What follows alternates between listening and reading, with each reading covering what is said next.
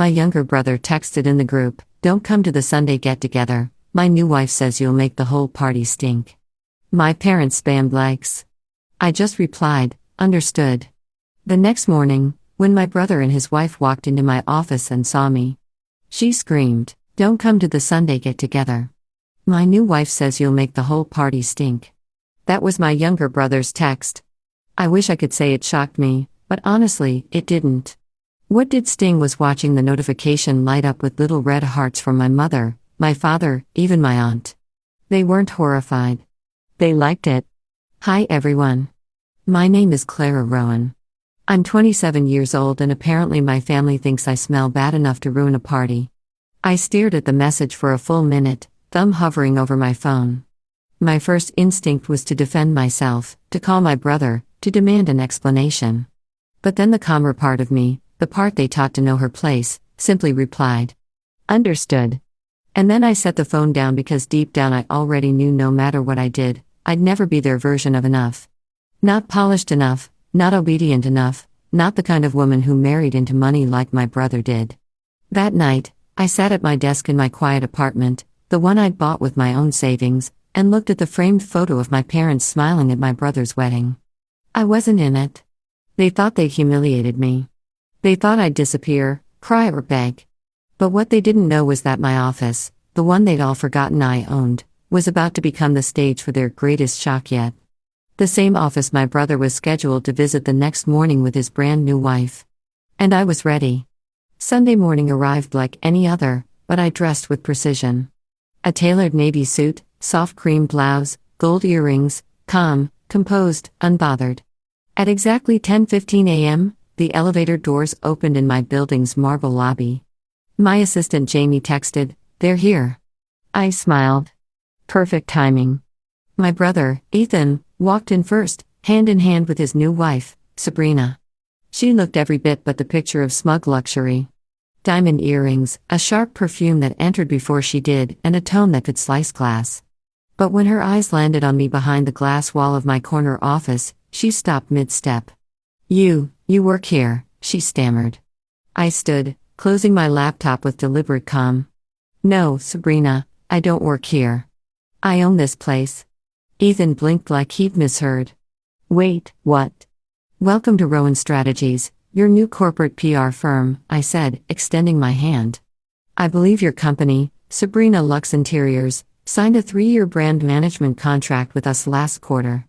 Jamie appeared beside me with a clipboard. "Would you like coffee, Miss Rowan?" Sabrina's face drained of color. Ethan's smirk vanished. "I thought your sister was in marketing," he muttered. "Close," I replied smoothly. "I run a national PR agency. Your wife's company is one of my smaller clients." Sabrina's jaw tightened. "You should have told me." Ethan turned red. "You told me she didn't have a career." I smiled faintly, gesturing toward the conference room. "Shall we begin meeting? We're billing by the hour." That was the moment she screamed, not out of anger, but from realization. Because for the first time, she saw exactly who she'd insulted. Sabrina's voice echoed through the glass. "You can't be serious. You're her client." Her assistant froze mid-note, unsure whether to apologize or vanish. My staff tried not to react, but I caught the subtle smiles. They'd all seen the text I'd received the night before. It had become the silent fuel for today's victory. I took my seat at the head of the table, the same one where major clients once tried to dismiss me for being too young. Now, the same authority that once intimidated me sat comfortably on my shoulders. Ethan fumbled to recover. "Clara, we didn't mean." "Don't." I interrupted softly. "Let's keep this professional." He fell silent immediately. That was new. I turned my attention to Sabrina, who sat stiffly, arms crossed, pride cracking like thin glass. "Your brand's recent backlash over unpaid vendors is trending online." I began. "Our job is to clean that up efficiently." Her eyes widened. "You knew about that?" "Of course," I said calmly. "It's my job to know what's hidden beneath polished surfaces." The irony hung thick in the air. For every time my mother told me to know my place, for every family dinner I wasn't invited to, this moment restored something deeper than revenge. Dignity. When the meeting ended, Sabrina didn't make eye contact. Ethan hesitated at the door. Clara, are you coming to dinner tonight? I met his gaze. I wasn't invited, remember? And before he could respond, I added, but maybe next time you'll text the client before mocking her in the group chat. His face drained of color as the door closed behind them. That evening, I returned home to silence, the kind that felt earned. My phone buzzed nonstop, though. Missed calls from Ethan, 2 half-hearted, hey sis texts, and a long message from Mom. Your brother says there's been a misunderstanding. You know how his wife is emotional, not malicious. Please come to dinner tonight. It's family. Family? The same word they'd used when they excluded me. When they laughed at me? Still curiosity won. I decided to go, not for reconciliation, but to see how quickly people rewrite history when they realize you're powerful. At exactly 7:45, I arrived at my parents' house. The same one where I'd once been told, you'll never be successful if you keep being stubborn. Sabrina opened the door, her smile too wide to be sincere. Clara, so glad you could make it. Her voice trembled slightly. I could almost hear the unspoken panic. We need her now. Dinner was awkward from the first bite. Dad tried to act casual. So, business is good, huh? Busy, I replied, cutting my steak slowly. Your son's company's campaign goes live next week. Sabrina nearly choked on her wine. Wait, what? I looked at Ethan. You didn't tell her. My firm manages the PR for your construction merger. It's one of our biggest accounts. The silence was delicious. Mom forced a laugh. Well, I always knew you'd do great things, sweetheart. Did you? I said softly because I remember being told I'd never make it out of marketing school. No one spoke after that. The same family that once mocked me now sat frozen at my table, or rather mine now, since I was the one they'd all indirectly depended on. And they were just beginning to realize it. The next morning, I was back in my office early, focused, centered, and finally in control. Jamie walked in, holding an envelope. This came by courier from your parents. I opened it slowly. Inside was a formal request, my father asking me to delay the merger announcement because Ethan's investors had concerns. The note ended with, do it for the family. You owe us that much. Owe them? I stared at the paper until my hands trembled, not with anger, but with an old familiar ache. The same one from years of being belittled, dismissed, and replaced by better children. Jamie spoke carefully. Do you want me to forward this to legal? I nodded. And schedule a meeting with the press for Thursday. We're announcing his plan. When Ethan stormed into my office an hour later, his charm was gone. Are you insane? I asked you to help me. No, Ethan, I said calmly.